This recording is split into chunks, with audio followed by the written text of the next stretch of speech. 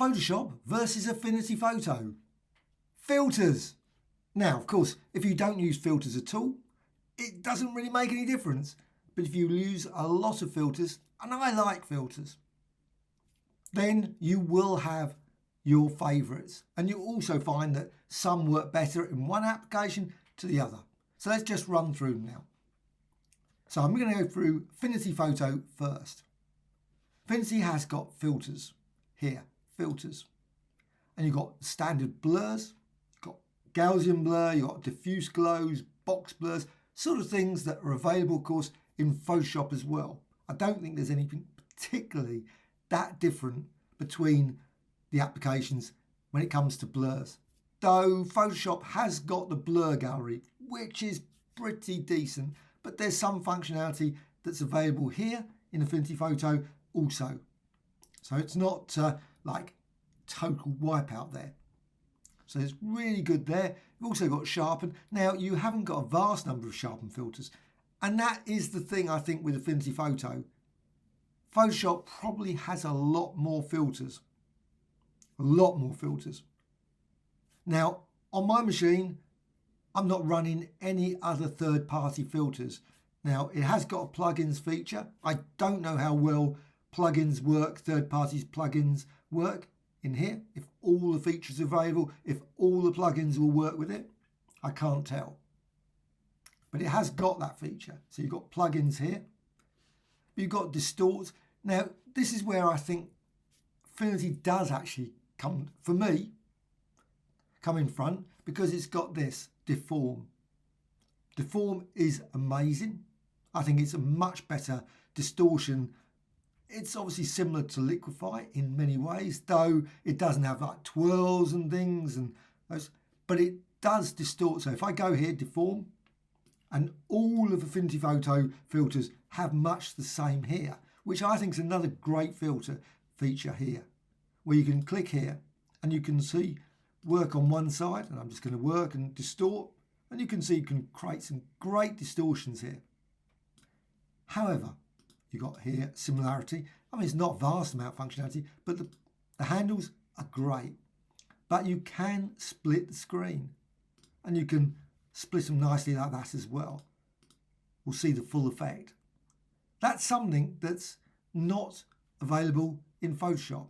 Please put in the comments below if you think that, yes, it is. Perhaps in the way that I'm using it, maybe it does work. That. However, I think that's a real nice feature. So Deform, I think, wins hands down. But you've got other filters.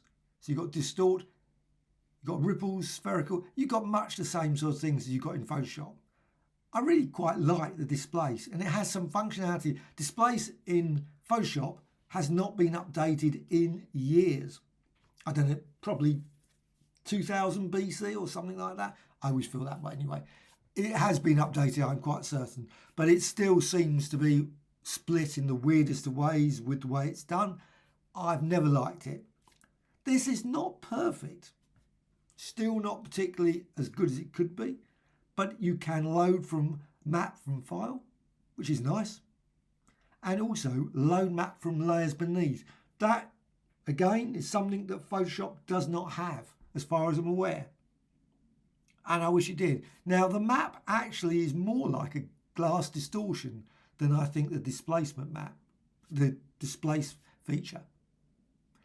But it still works very well, and I like it. I must admit, I prefer this to the displace that's in Photoshop. Filters, Distort, but all the others, shear. Now, it doesn't have an offset. Doesn't have an offset filter, which would be nice. However, it does have these ones, the mirror, which I think hands down wins again for Affinity. You've got a number of mirrors, so you can just, beautiful, quick, very rapid. You've got inputs, outputs, so you can create some. Why, oh why, isn't there a mirror filter or symmetry filter in Photoshop by now? It seems baffling to me. The years that they've been adding bits and pieces, various applications, that I hardly ever really personally use. I'm certain everyone has their favourite filters. However, number of mirrors, this is just great, and it's super flexible. But here, repeat mirror, exactly the same as in Photoshop. So you've got a repeat feature. So you can do that in Photoshop, you can do that in Affinity, which is nice, but it just means you can apply it again.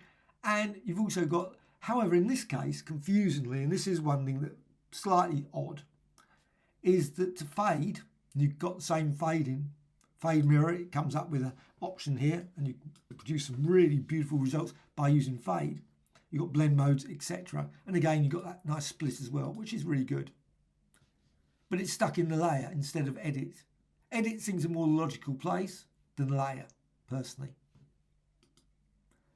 However, it's also got other ones that I think are really great. Affine's brilliant, and equations. And it's got a whole load of different options here. You can put X times 2, X times 55, whatever. You've got parameters, extend modes, and so on. Something that Photoshop does not have, and I would love to see it. You got here filters, and that's one.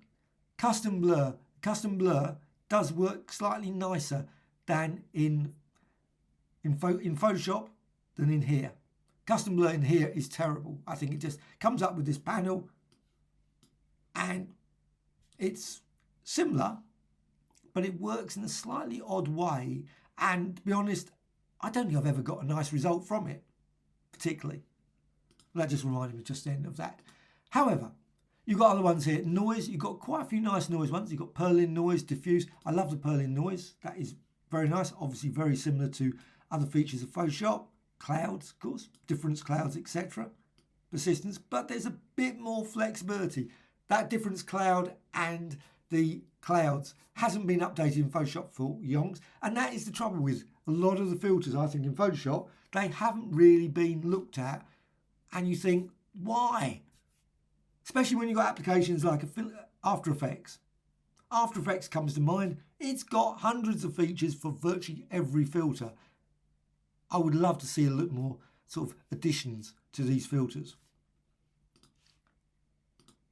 However, one area that's quite, I think, reasonably weak, and again, you will probably disagree, please put in the comments below if you disagree with me, and some of these I'm not certain really should be even here. In this one, colours, you've got Colorize, of course, is a cut, but emboss and halftone, I'm not certain why they're stuck there. I would have sort of stuck them in some extras or some other sort of special feature than more in this. Likewise, this procedural texture, it is a colour effect, but there's no like adjustments. That's tucked away in the layer menu. That's the only real way you can manipulate colour, and that's in the layer and live adjustment layers. So if you're looking for some great colour features here, there's not that many. I guess you'd have to get some plugins, some third-party plugins if you want to manipulate the colours in lots of unique ways. However, to be fair to it, you can always go over here and you can click here. You've got Liquify Persona, you've got Divert Persona, and you've got tone mapping. So you've got some colour features via the other personas. So if you want to manipulate the colours, you can use those more than the various ones in the filters. But it's got some very nice ones. Astrophotography. Now, this is the thing that's slightly odd in the filters in Affinity. Astrophotography. I mean, not you think, oh, you know what? We must stick an astronomical plugin into the application. But it's actually very effective at what it does. It's an amazing tool. But it's just one of those ones you think, very strange addition. When you could have thought of thousands of other ones, you stick an astrophotography one. But that's good. Frequency separation works really, really nice. That is a very powerful tool, just tucked away. And again, you've got this lovely split here, and you can see, got different methods. You can just create all kinds of separations. Just see which one works best, change the radius, all those sort of things. I think that's a real great feature. Also, apply image, they all work much the same. Lighting. Now the lighting, I quite like the lighting. Not everyone's cup of tea perhaps. Now it could do with presets, and again this is something some of the filters in Affinity have got presets. You've got presets in the procedural texture, but it just seems that it would have been really great if they'd added presets to all of them. But there isn't. and you can modify them there. You've got different light. I think it's quite nice. You've got load bump map, which is pretty good, clear bump, and you've got a nice texture feature, which I think works reasonably well, even though it always seems to generate a very grainy effect, personally. However, filters, and you've got shadow highlights, haze removal, and plugins. Again, I haven't got any. However, another great feature I think of this, and this works well if you're happy with it and used to it. After a while, you get fairly used to it. Layer and down to here, new live filter layer. And Photoshop has the advantage in that it's got smart objects. This is basically smart objects. But the smart objects are available for all of the filters in Photoshop. However, in this, not all the filters are available. So you've got some filters that are missing. The Deform comes to mind. You go to Distort here. There is no Deform. However, you've got Liquify. So that's an additional filter and perspective that's here, that's not in the filters, which seems to be slightly odd when you've got a live filter layer, but you haven't got the filter effect as well. However, they are really good. So if you want to, all you need to do here, let's just go, I'm not going to go for Liquify, that is a pretty intense one, but say blur and Gaussian blur. So if you're used in Photoshop, all it does is attach to that layer. Though you can move them around, which is more flexible than smart objects. Smart filter, smart object, I don't believe you can sort of click on one and drag. You might be able to, I don't think you can. So it's here, so if I got here radius, let's just blur it. You've got preserve alpha, which is great, very useful. Click on that, you can see it, and obviously around the edge, useful. You've also got blend modes, which you can run through. Again, something you've got in Photoshop as well. You've got blend modes for smart filters as well. But it's still, I think, probably more flexible because you can select here and just click and just drag up above. So you can use it for the entire image, all the layers below, or slot it in between particular layers. So that's quite useful. So I think you can just go there and you can remove it. Just the same man than in Photoshop. But I think it's a good feature. I found it very flexible. Again, layer, not everything is available, and that is the biggest pity. There's a few ones that are really noticeable by their absence. So that's filters in Affinity Photo, which I think work fairly well. I'm never that unhappy with the results. Most of the results I think are great, very flexible tools. So let's go to Photoshop, and we go to Photoshop, same image, and in Photoshop you've got this now weirdly confusing thing called plugins up here, and you've got plugins panel, browse plugins. That goes off to Adobe's plugins section on their website in the cloud, and you've got thousands of plugins. Some are really, really good and really worth checking out, and you can manage them. But it is slightly odd having filters, especially when 3D is still stuck there and doesn't work. I mean, why?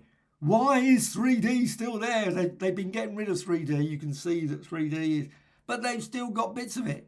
But they still don't work. Seems a bit weird, personally. However, that's by and by. You got filters.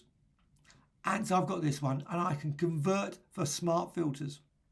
So there's no separate section for smart filters. So you don't have to go off to another place, which maybe you could argue is better, worse. It's, it works fine. But it's the same sort.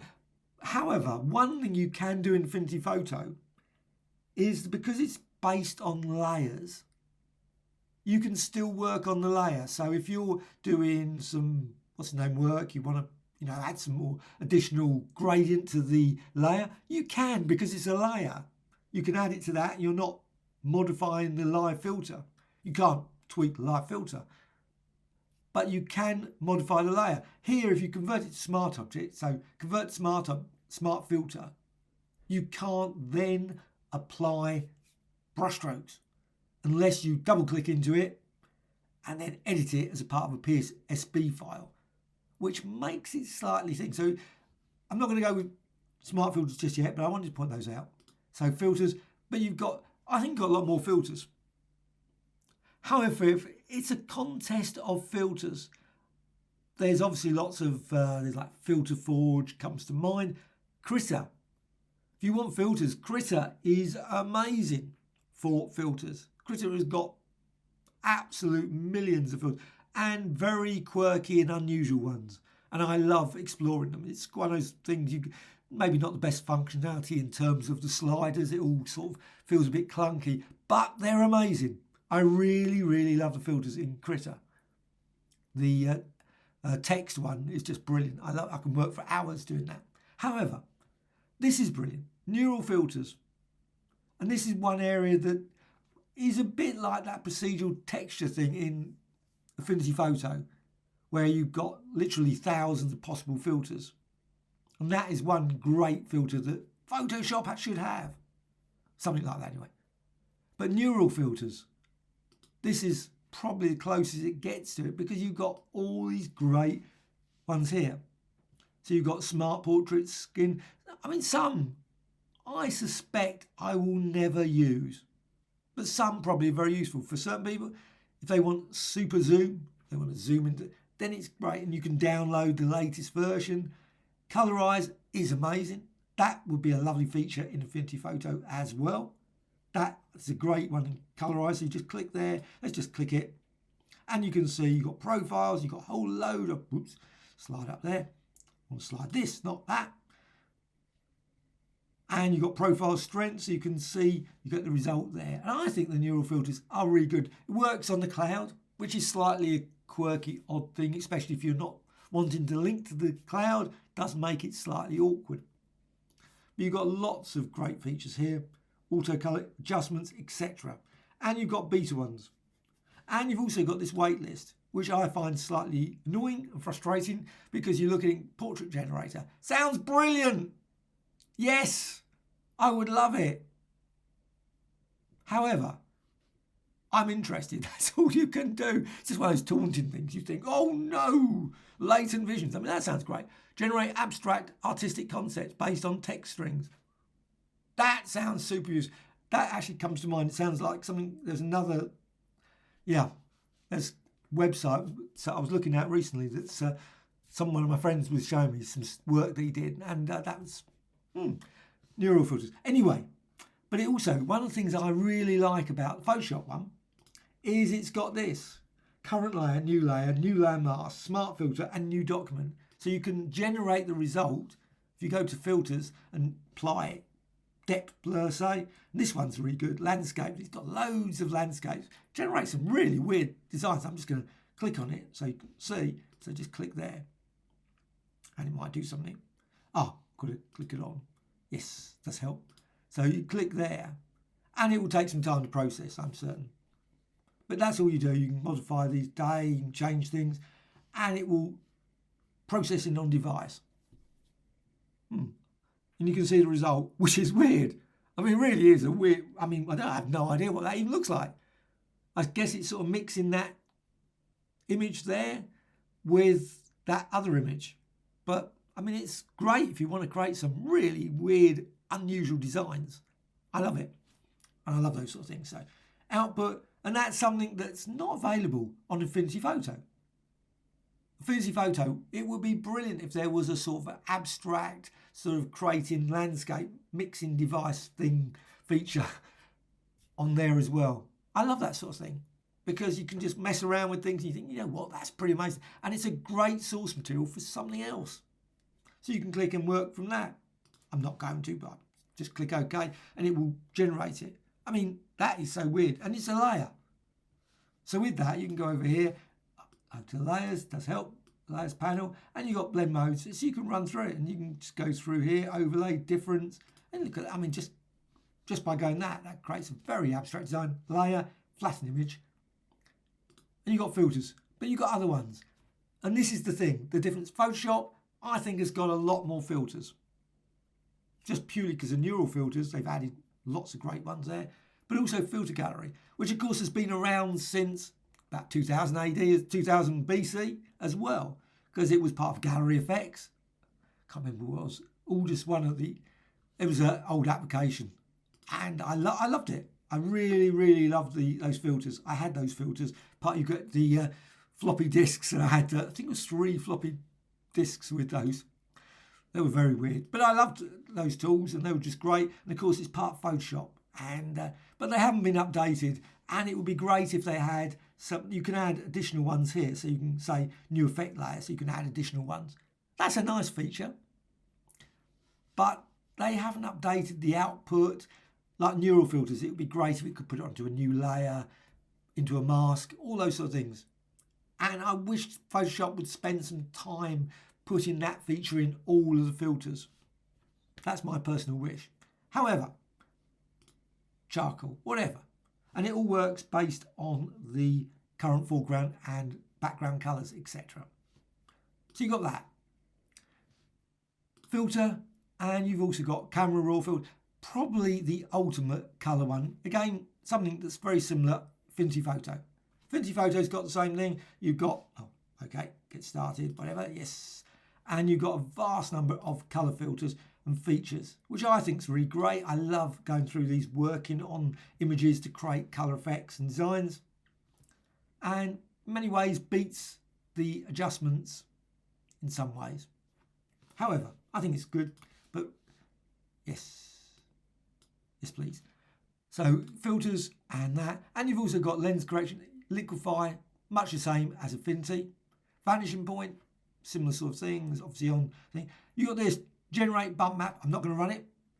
I find that always seems to crash on me. Don't know why. I don't even think it works now because of the removal of all the various 3D features, which slightly bugs, because I love the 3D features. I used to love them, and I think that's why if I'm ever going to keep an old Photoshop version, I've got a few old versions of Photoshop, I keep it only for the 3D feature, because the 3D feature was very useful for creating all kinds of designs, and I will miss it when it goes. But you've got some blurs here. You've got a reasonable selection of blurs, radial blur, motion blur. I actually like both. They both work. I think the result isn't as nice, personally, motion blur in Photoshop. I prefer the Affinity Photos one. Please put in the comments below if you disagree with that, because you might think, you know what, I prefer Photoshop's one. Filter, but blur gallery, I like the blur gallery. And that I think is, you can do some of this in, I don't think pass blur can be done in Affinity. And you've got this lovely pass blur, and this can be used to create some really great blur effects. Really awesome, because you've got a path.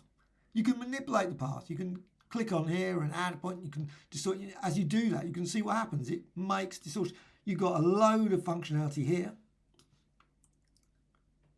And I think there's some nice bits of functionality like motion effects, etc., that you don't have in Affinity. And you get some very nice effects using this. Strobe flashes, strobe strength, etc. Click cancel. But you can see there's some really nice blurs, and that blur gallery is a great section. So filter, distort. I have to say some of these, wave, I think's not as good in Affinity Photo. In fact, there isn't anything that I think as good as this, or anything comparable as this, personally. I think it creates some very nice effects. If you click there, just create that. I think it, for a fairly old filter, it's been around for yonks, I think it's a really great filter. Again, I would love to see some additional features in it. I really, truly wish they would update it, but it's still, at the same time, I really like the wave one. So you've got some great ones. Zigzag's pretty decent. Though, more ripple. But filters, you've got pixelate. I have to say, half tones and these ones, I think personally, Affinity Photo, in many cases, some of them probably win out because it's got a lot of half tone effects and a bit more range of half tone effects than Photoshop. So you've got colour half tone, you've got sort of very limited, and it doesn't even have a preview. Some of these do not have previews. This is, I always find, so you only know the result once you click OK, which is staggering with 2022. Personally, really think it should preview on screen. And likewise, of course, displace. That's archaic. It's still effective, creates interesting distortion, but it's got a split screen. It's just split panel. It just doesn't make sense why they kept it like that. So you've got those. And it's a reasonable selection, I think, but it's still, but I think this section is superior to Affinity's. If you want flames, picture frames, that's a feature that I find amazing that's not on Affinity Photo. A picture frame feature. I could see something like procedural texture being sort of a real useful way of creating frames, unique frames, that Photoshop would struggle with. Picture frames doesn't create the world's greatest picture frames. I'm just going to quickly go. You've got basic frames, and you've got vast amounts of options here, but some are pretty ish. They're not brilliant. But I think it's still, and you can use them for other things. That's the thing. Whenever you look at any filter, and this is the thing I think with Photoshop and Affinity Photo, is that you should never look at them as one-click effects, because they're not. And you can look at it, and sometimes some of these think, well, that's just for frames. No, it's not. It can be used for lots of different designs, just by using selections, etc. You can manipulate it in lots of different ways, and you can end up using it as a brushstroke design. Doesn't have to be used as frames. The result of those things, those designs, can be used to source something else, maybe a pattern design. So there's literally infinite amount of combinations. And that's one pity again, I think, in all these Affinity Photo and Photoshop, is that they don't seem to see it as a sort of flow, a workflow. There's no work for me. And again, please put in the comments below, maybe you disagree, but it would be nice if there's actions, I guess. And the actions work not differently in Affinity to Photoshop. But I just feel sometimes it would be nice if there was more sort of features in the tools themselves to flow to the next thing. So when you go in picture frame, that it would have a sort of like, you want to output it to a layer? Do you want to output it to a pattern? Do you want to output the result to a brushstroke? And so on and so on. Lots of things, because people could look at this and go, you know what, that would be really cool as a brushstroke. Maybe not. But you have to, if you give those sort of features in that would be brilliant. But they haven't updated a lot of these ones. And you've got some of these that have got no, I think the Sharpened's basically much the same. I mean, people will argue about which ones are more effective, whether Photoshop or Affinity. I'm not going to go into that argument, because people spend a lot of time with Sharpened and those sort of ones. And people will say, oh no, that one's better than the other, the result. I haven't analysed it to that degree. Find edges, I think the find edges is fine in here, but it got similar detect edges in Affinity Photo. But you have got a few other ones. You've got horizontal and you've got vertical. Again, something I would love to see in Photoshop. Filters, and you've got here oil paint. This filter wins hands down compared with Affinity. Affinity does not have oil paint. And this is an area I think is quite lacking in Affinity. Again, something that's in Krita. Krita has got zillions of ways of applying sort of visual effects like that. However, Photoshop has oil paint. It actually is one of those filters that I always felt like, would that ever survive? Because it was part of, Pixel Blender. Pixel Blender. I think I always called it that anyway. Maybe it wasn't called that. But it was, Blender? Anyway, it was part of that. And that was a great feature. And I love that feature. Actually, I used it a lot. But it's one of those ones you think, ooh, why did they get rid of it? And I think it's a great tool. And again, as with all filters, it's a one-click effect if you look at it as that. However, you use it a couple of times, 3 or 4 times, blend it with some other things, you can create infinite amounts of unusual designs. So filters, stylize, some nice ones there. Video, be honest, never use them. I don't know if that's even in, it might be.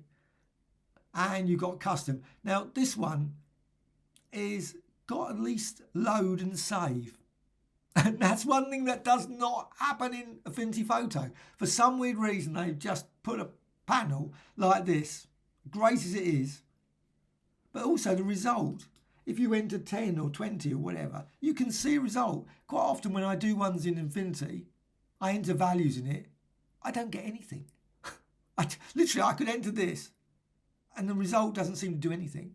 I don't understand why. This seems to be at least flexible, and it does seem to, with a bit of tweaking, return some results. Maybe not so easy to understand sometimes, but filters and down to you've also got maximum. I like those ones. I prefer those. And offset is not available in Affinity, but you can do it using equations. Probably can do it elsewhere as well. In many ways you don't need it because you've got the pattern features. The pattern features really make it a bit easier to use. But you can move things here, vertical, just shift it. However, with all that, filters and down here to convert smart filters. And now you can see it's a smart filter. Now you can't apply brush strokes, you can't apply gradients. You can edit it by double clicking it. So you can work with it. Slightly makes it more complicated, personally. And you've also can now, let's just go and apply a smart filter. So filter, and you go here, still go here. And distort, let's go for wave. Wave is a real good one. And click OK. And you get the result here. Now you cannot, if I go create another layer, duplicate layer, and I might be proved completely wrong that I can click that and drag that up there. No, it doesn't seem to do.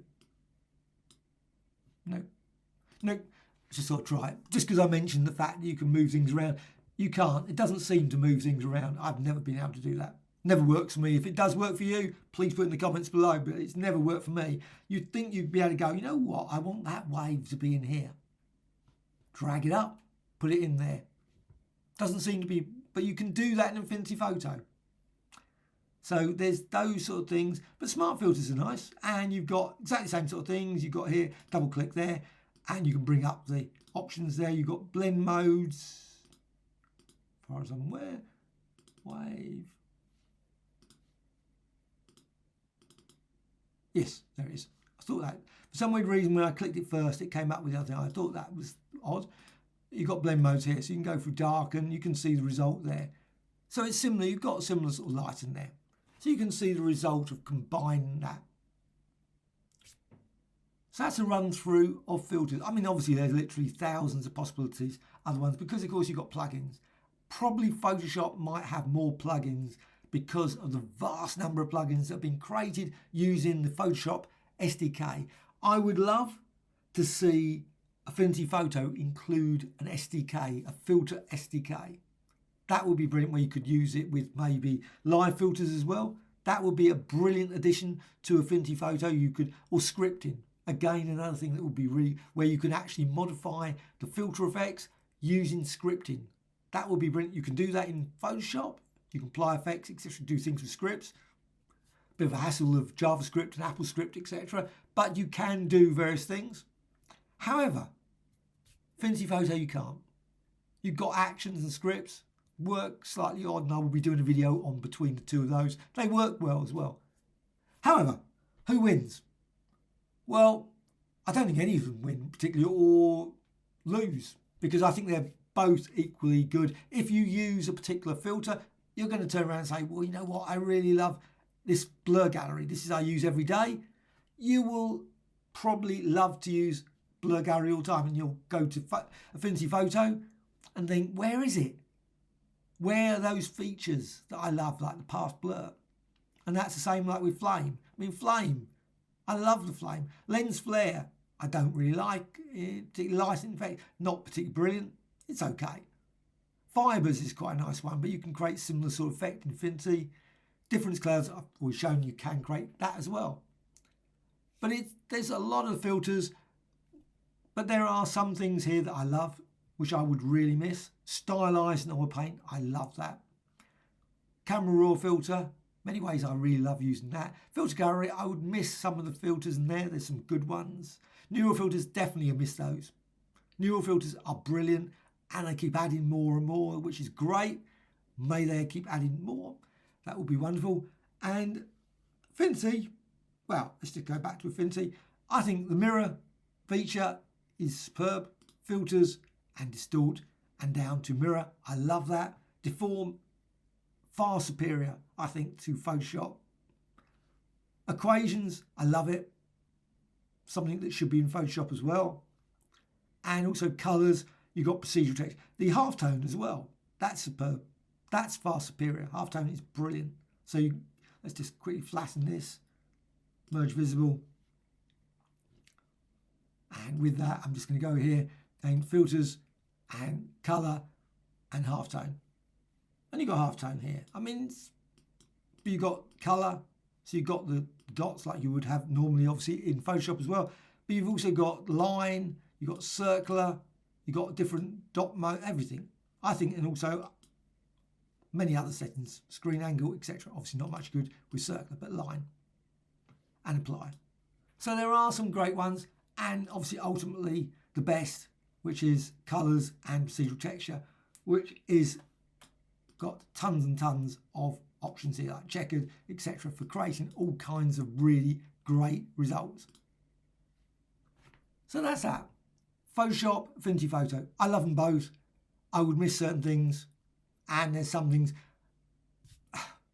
Who do you think wins? Do you like smart objects over the layer approach that's done in Affinity Photo? I think everyone will have their own mind about it. Maybe you never use them. If you don't use filters at all, please put in the comments below. Maybe you really don't like filters at all and love to see them all gone from Photoshop or Affinity. I don't know. I mean, I like them, but not everyone has the same opinion of the filters. So that's a run through of filters. Also, any other things you can think of that maybe I should explore in terms of filters in both applications that I haven't touched upon, that would be great to hear as well. Anyway, hope you found this of interest. Sorry it's slightly longer than my usual ones, but sometimes with filters there is a bit more of a lengthy topic than probably grids or something. So filters do requires a little bit more going through of all the options and possible features. Thank you much.